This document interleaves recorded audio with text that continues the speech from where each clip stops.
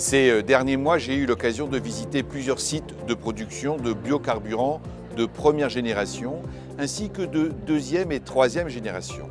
Et me suis rendu compte de l'importance de ces derniers, tant en termes d'emploi que d'investissement, que de bénéfices pour l'environnement et le secteur agricole européen. La proposition de la Commission de supprimer l'objectif de 10% d'énergie renouvelable dans le secteur des transports, qui représente près de 25% des émissions de gaz à effet de serre en Europe, n'a pas de sens et va même à l'encontre des engagements de l'Union européenne dans le cadre de l'accord de Paris en décembre 2015.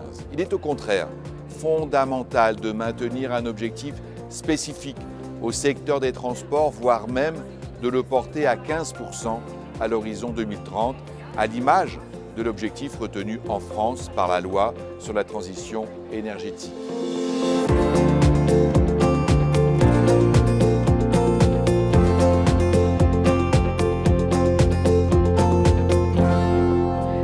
Ces biocarburants de première génération sont finalement, en matière d'économie circulaire, les coproduits d'un élément dont on a crucialement besoin en Europe, que sont les protéines, pour l'alimentation, entre autres pour l'alimentation animale. Et or, aujourd'hui, l'Europe est dépendante pour alimenter les animaux de protéines provenant d'autres régions du monde qui ne répondent pas aux attentes sociétales européennes, à savoir, dans un grand nombre de cas, sans OGM.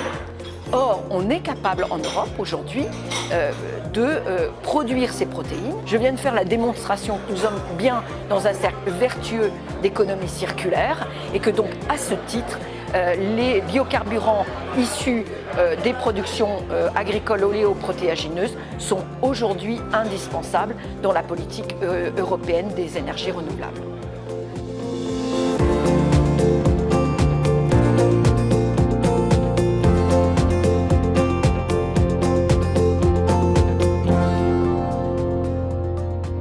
Productions for crops for biofuels have an agricultural element or rural development element, which helps the farmers to generate income, and not to forget, it has created about 25,000 tons direct jobs in the sector, in the agricultural sector, and estimated 220,000 jobs indirectly on farm, but also in the production chain until it arrives at the biofuel site.